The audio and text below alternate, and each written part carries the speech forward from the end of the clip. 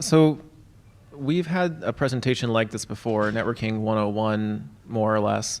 This is version 2. Version 1 was pretty bad. Version 2 is a little bit better. And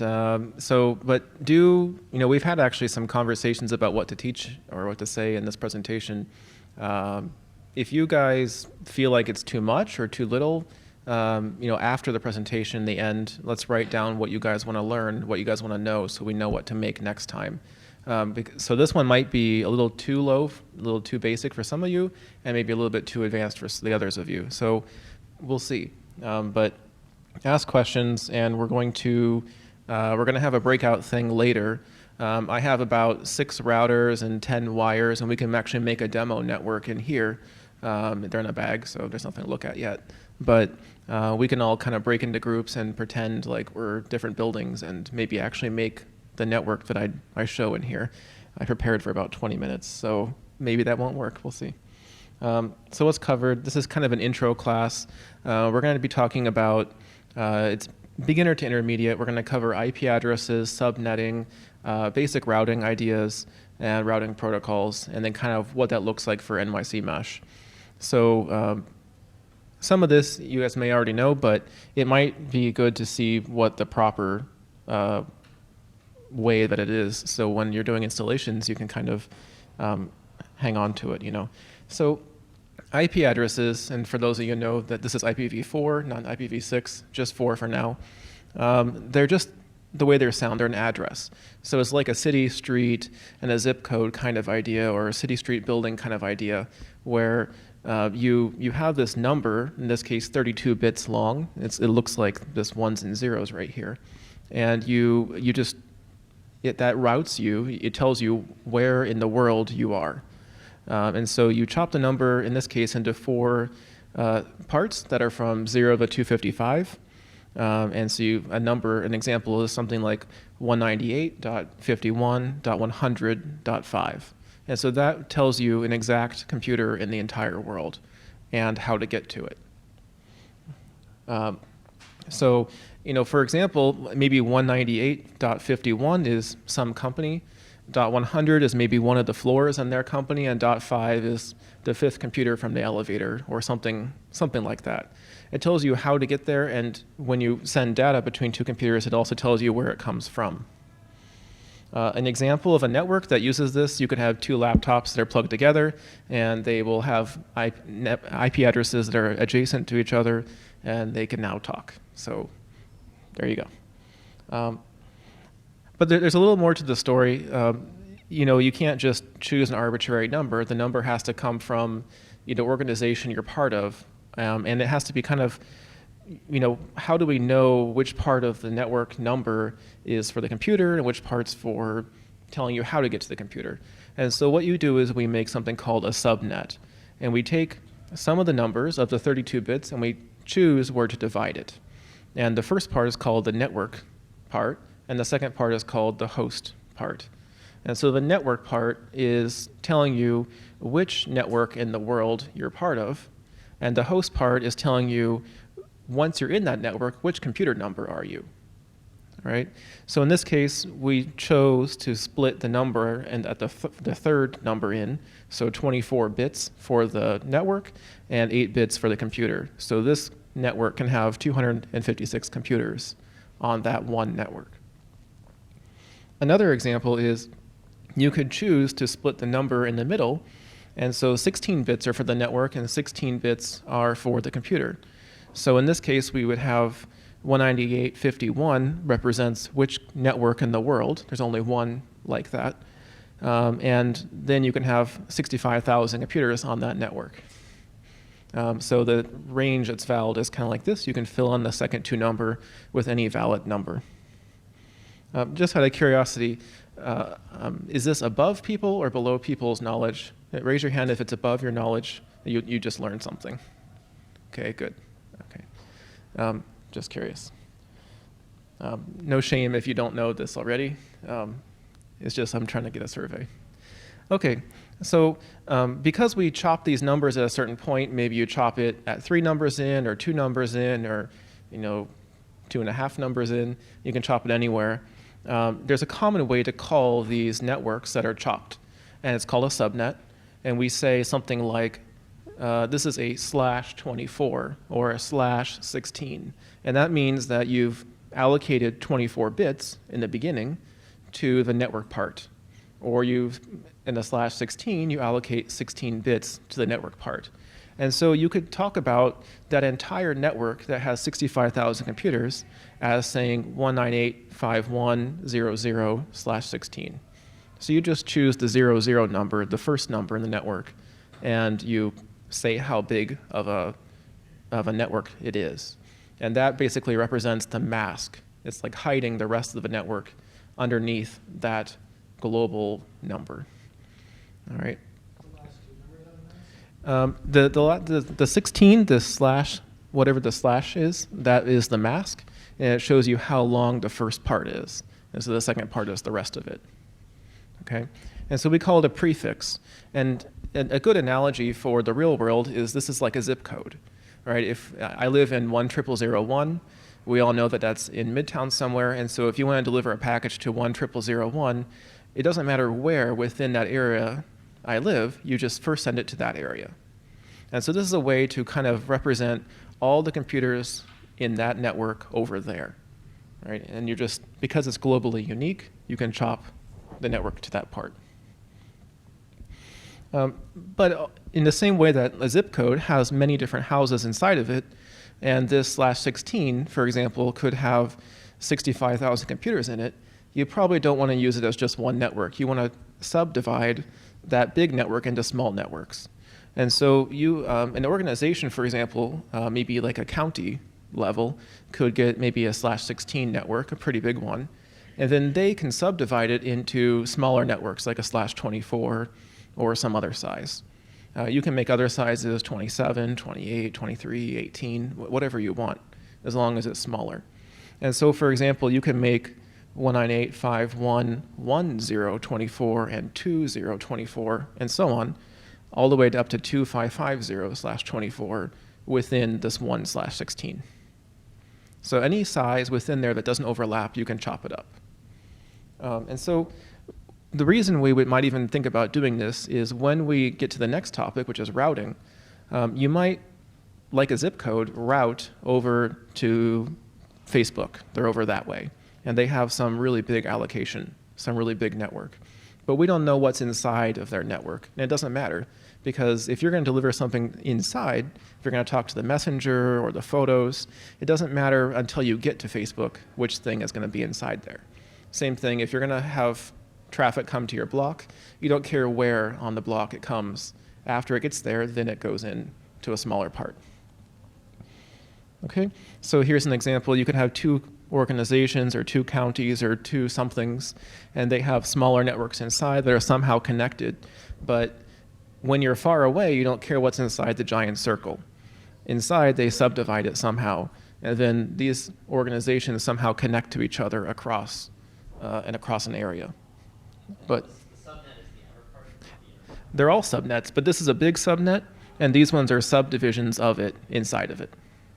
So in this case, every small circle is a subdivision of the large circle. It's a subset. A subsubnet is still a subnet. It's just more divisions. Yep, go ahead, Ron. Sure, I'll talk about that in the next slide. Oh. So I mentioned that numbers, well, maybe in 2 slides, but this is the prerequisite slide. The numbers I mentioned are globally unique. Only these numbers tell you where in the world your computer is. However, sometimes, like if you buy internet from Verizon, they only give you one address. And so what you'll do is you'll take that address, and you can't split one address into 2. So you're going to have something called private IP addresses. And these are numbers which you guys can use in your home, and somebody else can also use in their home, and another person can also use in their home, and you can use it over and over again. They're for private use. So you'll never see them in the world, but you might see them in a private network. And so there's some pre-designated address ranges that are just for that. And they're pretty large. There's even a /8. So NYC Mesh uses these addresses. We basically make private networks between our homes. And I go into a much larger diagram in a second. So the way that works when you buy internet, for example, is you'll have a laptop or something inside your home. You'll have this home router, and you'll have internet. And inside your home are private addresses, and outside your home are public addresses, the one that identifies your computer to the whole world. And as the traffic goes out, the router changes the address to look like it's coming from your public address. It goes to Facebook or whoever. It comes back, and then the router changes it back to a private address inside your home. And we do this on the mesh as well. All of the exit nodes where the traffic goes to the internet from the mesh, they exchange the private address inside the mesh for a public address outside. Next quick question. Yeah, sure. In that process of changing, is there a one-to-one mapping, or does each private address get one? Ask you, if you want to ask a question, ask for the state, then I'll get it to you. Yeah. Okay. Does one private IP address map to one public IP address? You could do it that way. Most people don't. Otherwise, you would need as many public as you have private. Yeah. Okay. So there's a thing. Part of that it'll allocate a new connection outgoing from a different port from the inside. So Got it. They make a mapping, a temporary mapping. Cool. Yeah. I'm going to get to your answer, Ron, by showing that how we build up this into a larger network, and then that basically is NYC Mesh. So if you have that situation where you have this NAT thing at your home to do that translation, when we break it down into the parts, what we get are there's one router which has an outside plug and an inside plug. The internet provider gives you one public address. Inside you have a private addresses, and the router does NAT. That's it. But how does the router know where to send the data when it goes out? And for this, we have to understand what a router is. A router is just a computer that has multiple network plugs, and it has a table which tells it where to send the data depending on the destination address. And so here's an example table. We say, if it's going to a private address inside the home, go out plug number 1. If it's going to the internet provider, go out plug number 2. And if we don't know where it's going anywhere else, then send it out plug 2 and address it to the internet provider. Right? And so in this way, we cover every possible case. We cover if we want to talk to the inside of the house from outside, if we want to talk to outside just on the network we're sitting on, and if we want to go far away but we don't know where. All right? And so in this case, it's still like a post office. It's either our zip code that we're already in, and so if you send it to the post office, they'll just say, yeah, that's local mail, and they'll drop it in the bin. Or they'll say, I don't know, it goes to the central office somewhere else. All right? In a slightly larger case, if you had two homes, let's say you own two buildings next to each other, or something, or you have a friend, and that are next door, and you want to print on each other's printers, and you want to play games with each other, and you want to share files, and you want to play a video on his Chromecast or whatever, you could have two homes that have the same setup, and you put a wire between them, a certain kind of wire with a certain kind of router, right? Not just any wire. But in this case, we have three networks. We have we have the home network 1 with the home network 2, and then a wire between them. And you would likewise make a table on each router, and you'd say, if it's going to my home, go out port 1. If it's going to the public internet, go out port 2. And if it's going to the other home, go out the third port. And if it's going to the other home's network, go out that third port and address it to the other home. If it's going out to anywhere in the entire world, send it out my internet connection. And if mine is down, send it out their internet connection. Right? And then the same for the other home. Either it's here on this plug, outside, the other home, and that's it. Right? And so you have to make this kind of table. But you see it's quite a bit longer than the first one. If you had more than 2, then you have to start getting into this kind of situation where you plug lots of homes together with lots of different wires. If you had just 5 homes, you'd already have 16 entries in the table, at least, depending on what you're doing. And adding a new home is going to be kind of painful because you have to plug one more wire in somewhere here, or maybe just a couple of them, and then go to every home and change every home's network to know about the new home. And that's not very fun. And then what if the middle goes offline? You already told every router, go that way to get to the other home. So now you have to go back to all the other ones and change them and say, don't go through the middle one, it's not there, right? So that's not going to be very fun. So that's why so far what we've done is what's called static routing. When you make this table, you just say, to go over there, go through this way, all right, no matter what. And if it can't deliver it, then that's it, right? There's no tracking, right? It's just, it doesn't work, it drops, right? So in that case, we introduce something called dynamic routing. And the dynamic part of it means that it's going to change depending on the situations of what's out there. So suppose, for example, there was a way for each of these routers at each home to talk to each other and say, I see this network, what do you see? And the next one says, I also see this, and I also have this one, I also see that neighbor. And then they all exchange what they can see with each other and form this topology so they all know about it. And if one goes off, then they all learn that that one is missing now, right? So that's what we do here. And so, for example, in the same situation, we might have all these little tables that are exchanging with the one that's next to it, and they all learn about each other and decide what to do, and so they form some kind of global table. And it's automatic in that sense. This is what's called dynamic routing. So now we only have to set up each router. We don't have to go back to every home to set up every home to talk to every home. And so if a router goes offline, there's success, and if we add a new one, it just learns about it with no problem. But what other problems can we see with this previous, what didn't we solve by adding dynamic routing? We didn't solve the problem of all these extra wires, right? So if you want to plug in another home, you have to put at least some wires to some other homes, add more addresses, do a lot of work, and it's not really scalable. If you do more than, say, 10 homes, you end up with at least maybe 25 connections per home, and I'm not sure you can even find a box that has that many plugs for what you're trying to do. So it's not really very fun to continue that. And so this is when we kind of formed this new idea about a mesh, which is basically just dynamic routing and not intending to connect every home with every other home.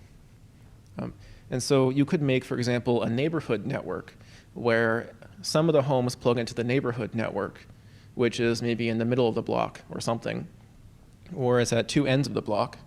And you could do something like this. So now you have one box somewhere in the middle of the block, and you run a wire from every home to that one box. And now it's very easy for every home to plug in. They just have to run one wire, not 10 wires. But now there's a middle part, which is a point of failure. And so you could make maybe two of them. You could have overlapping boxes. And now instead of plugging 10 wires into 10 homes, you plug in 2 wires to 2 boxes in the middle. And now you have what you used to have, where it goes offline. There's no problem. Some routers can only run 1 wire if they're lazy. And you still have all the dynamic routing capabilities.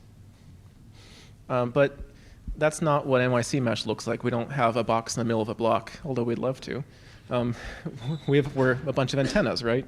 So the difference between the wired version and the wireless version is just that wireless, if you're an expert, this is wrong, but it's close, right? Wireless is just Ethernet over the air, if you want to call it that, right? And so every wireless network is just like the wires. They're just now wireless. We'll skip that for a second. And so you have this kind of situation where you just form that same mesh where some number of routers can see some of the other number of routers. They have a dynamic exchange of all the routes, all the prefixes, the subnets, with each other over the air. And they report what neighbor they see, what other neighbor they see, and they do that over and over again. In the wireless world, although it is like Ethernet over the air, there's a couple different modes. One mode is what you guys are probably all used to, if you're, we're all used to, is infrastructure mode. This is when you have a wireless box in the corner, what we call an access point.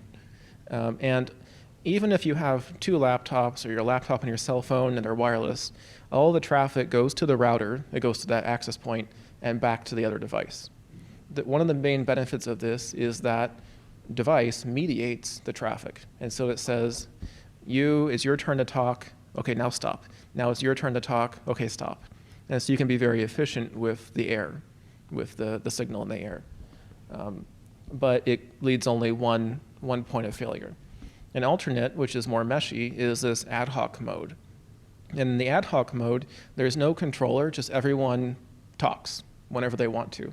So it's more akin to the wire situation where a wire will just, maybe you'll have a collision, maybe you won't.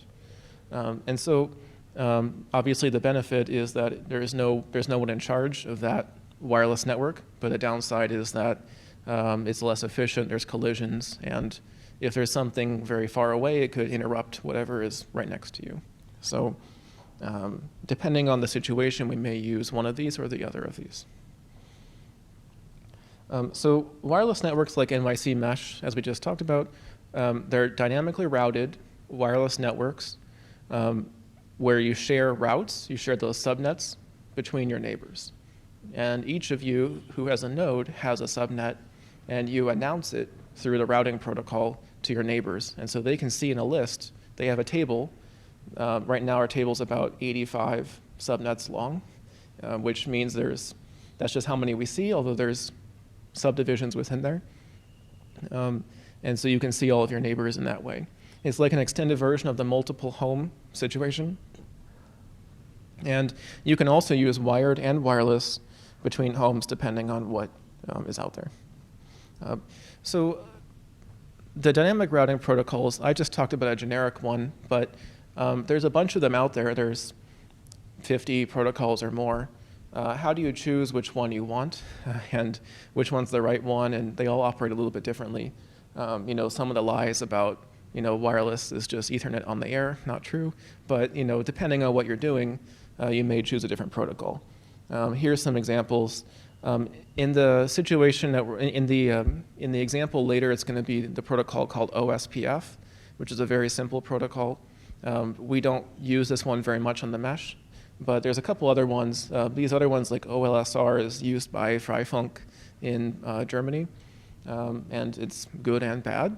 And Batman was made by them, and it's good and bad. And they all have various positives and negatives, depending on what you're doing. Some of the downsides of them are, for example, a couple of these protocols only scale to about 30 nodes on the network, 30 routers. And some of the reason why is that in this example right here, this is actually a state table distribution type thing where every time you add one node, you have to tell every other node that it's been added. And so you have to send 30 updates in every direction on every link, and you say, hey, I found a new one, I found a new one, I found a new one. And that ends up causing a lot of traffic and a lot of churn in the computer. And so it takes a lot of time, and so maybe scaling past 30 nodes or so starts to be a pain with some of these protocols. But that can't be the case because the internet is a mesh, and they have a dynamic routing, and it has hundreds of thousands of networks. So somehow there has to be some routing protocol out there that can handle changes all the time without causing lots of pain and scaling past 30 computers. The internet uses one called BGP. We also use this. It's not the only one we use, but in some parts of our network we use it.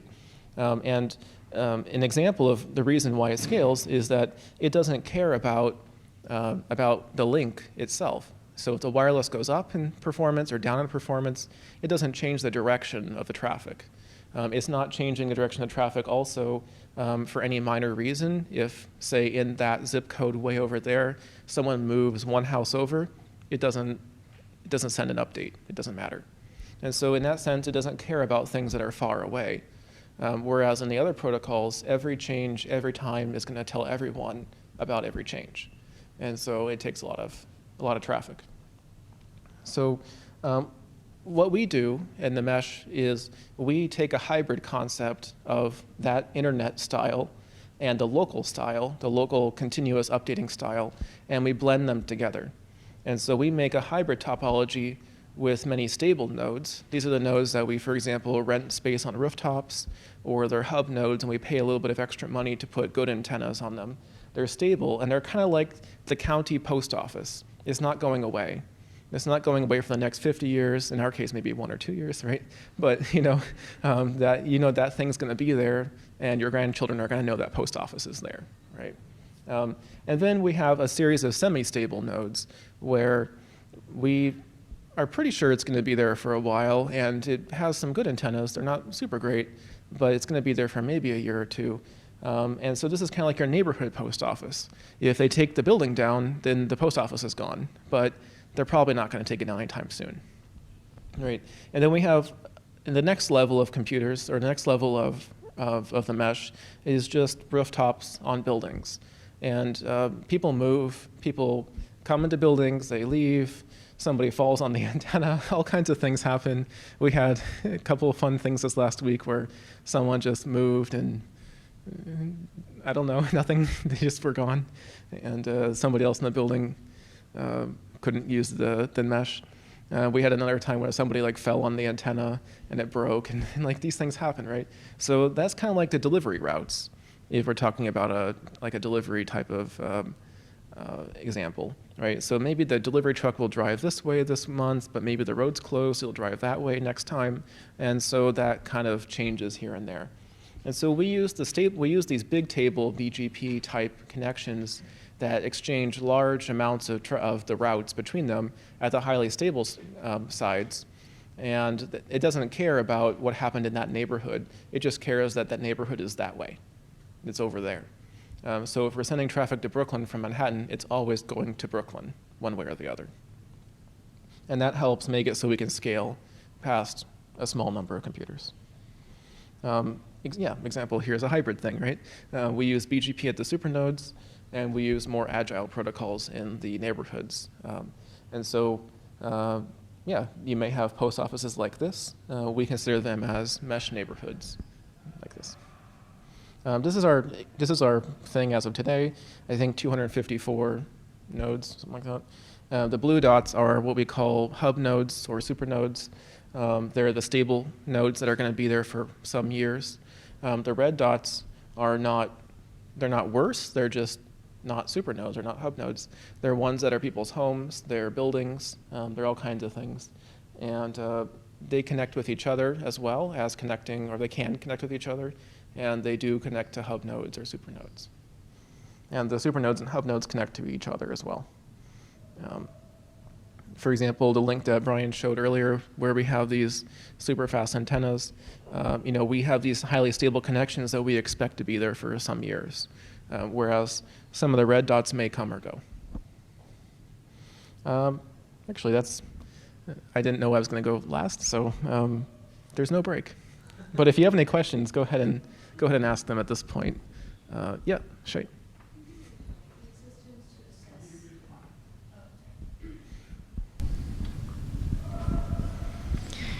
Do you have any ranking systems for assessing like stability or like access to hub nodes that help you prioritize or weight different potential nodes? We don't have a strong formula. It's mostly if it's a tall building and they want us there, we're not like sneaking on the rooftop. We would never do that, right? But they want us to be there. Maybe like the owner said, yeah, sure, I'll pay for all those antennas. You're like, cool. They're invested in the idea, and we can go back there many times and do it again. And in that case, they're quite happy that we're there. Most of these blue dots are that way. Most of them are that way. Or if it's a building we pay for, the dark blue dots are the ones that we pay for. Or like here, we don't pay for it, but the school's not going anywhere, for example. So, Here you go. Here, let's just keep this mic up here, so we don't have to make Jolly run back. We just put the hand up and we know where it's from. Yep. Can you just go over one more time the advantage of the non-internet networking protocol? Like you referred to it as more agile, but all I remember is the all I remember is like the factorial of alerting every other node. Yeah, so the good thing about it is that it's kind of especially good at self-healing, especially good at self-discovering what's next to you. All of these protocols, they all do that, and most of those other 50 that I didn't list also do that. And so the nice thing is they also, for example, actually I took this line off this version, but many of these will find out what the link quality is, look at the Wi-Fi signal, and they'll say, oh, this signal's pretty low, and oh, I can hear that one pretty good, and then they'll preference that. So rather than using, like in the very beginning here, we had these tables and there's a priority. So for example, you first want to go out the internet that you have, and this is like this is the static route with 2 houses, right? And then if your internet's not available, then you want to use your neighbor. And likewise, the neighbor will first use their internet, and then they can use the next one. But in some of these protocols, they'll self-adjust the priorities, and so you can get, a node that's a little bit farther away will be a lower preference. But if nothing's close, it'll use that instead. And so the bigger ones, the BGP type ones, they don't really do that. You can, but it's more complicated. Thanks. Sure. Yeah, here. Yes, sir. The light beam antennas that Brian showed were directional. Like, are all the connections pairs of antennas, or are the supernodes, are they somehow omnidirectional, Yeah. with a bunch of things pointing at them? So we can use a variety of connections in between things. So for example, in the multi-home example, that was all wired, right? And in the same thing but wireless, it's just wireless. You could have 2 things wired and 2 things wireless. So you could have any combo of technologies. In this case, those directional ones are pointing to hub nodes because they're really good at traversing over the urban environment of Manhattan, where we have tons of microwaves and all kinds of signals happening all the time. And so those are directional. They're not a mesh in that sense, but the network's a mesh, right? So going back to these wireless modes, we have, those are ones that are infrastructure mode. And so the benefit of that is that the access point on the hub says, okay, your turn to talk, okay, now you. And so it's efficient and everyone knows how to talk and when to talk, and you get your sliver of bandwidth, right? We have ad hoc antennas as well, but it doesn't scale very far because you'll have somebody that's a block away, they'll be talking very loudly and you won't be able to hear the building 2 buildings away. And so the mediation really helps with that, especially in this kind of environment. So you're right, those are directional, and they're more like a wire in that sense. Right. So can I ask what kind of antennas the supernodes have? The supernodes are just the receiving side of that. But we also have point-to-points like the one that Brian showed. We have these more expensive donated ones. However, you can best connect between hub nodes. I can tell you exactly which ones on every node, but not every node, many of them, but basically our goal is to connect them in the best way possible so that it becomes a decent quality community network. Yeah. We see it as like a replacement for wires.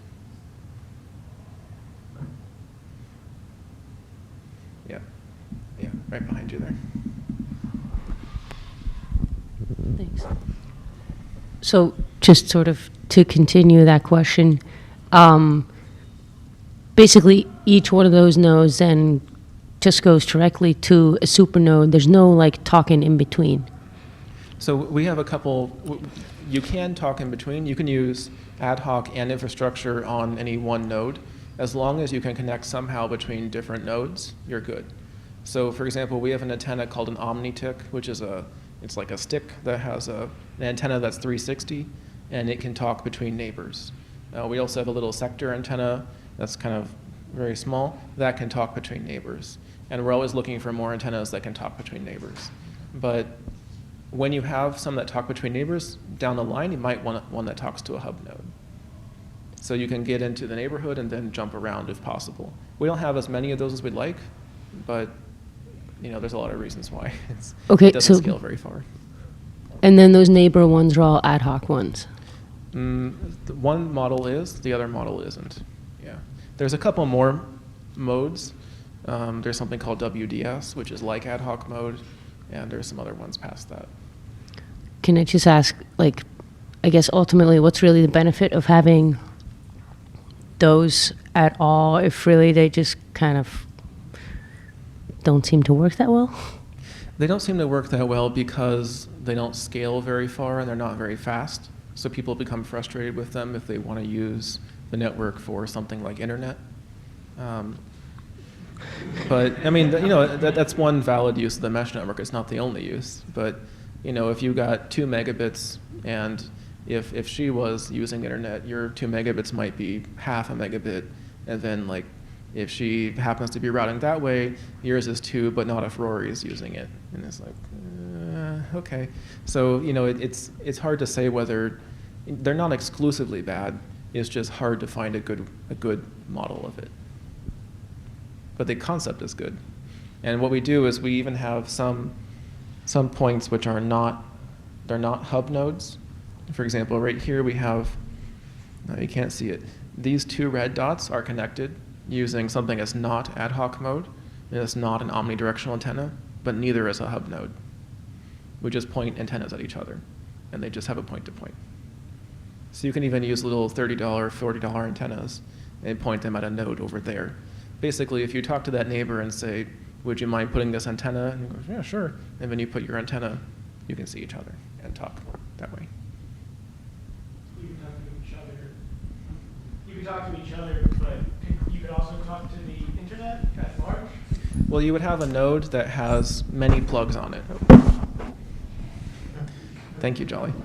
You would plug many antennas into one node. You'd have like a box that had 4 or 5 ports, and you'd plug in one antenna to a hub, one antenna to another hub, one to the apartment downstairs, one to another apartment downstairs, one to the neighbor on 7th Street, one to the neighbor on 3rd Street, and maybe also one omnidirectional just in case. All right, and you could do that. That it happens. And I mean, the benefit of that compared to just putting one antenna is that you know how dedicated performance between all the others. And maybe it's a little bit much for just you to use it, but if you're going to have other people behind you coming through you, you might want to try and ensure that they're going to have a good experience. Yeah. Okay, so that wasn't a very long presentation, but again, do tell us, or tell me, or anyone else, if you have some ideas of what you want to hear in the future. What I do also have for us is we can do this network. And the idea here is if you had maybe 2 blocks adjacent to each other and you had 5 buildings on this block, how could you set up a mesh network between these? And so I was going to demonstrate this for us using wires. And so we can get the sense of what it looks like to wire it all together on these tables here. And we can even plug this into the NYC Mesh because this building is a node. So that's possible maybe. And we could, at some point, look at the different tables on each of these routers and see, if I'm on C, we could break into different groups. If your group is C, and you guys all live there, and you want to talk to the people at A, you could look at the table and see that it dynamically routed to A. And then we could unplug one of them and see if it changes. Of course, I didn't make any connection between, so it's only one thing we can unplug and the whole thing breaks, but we can always put more wires. That's okay. This is what I did in 20 minutes time. So do we want to do this? What do you guys think? Would it be of any benefit? Or we can do this during the breakout time. Some people, there's pizza as well from Mr. Donuts, and we can do that and do this at the same time. And everything else. All right? Yeah, I think so, Jolly. Anyone else want to say anything? All right. You? Okay. Thank you, everybody.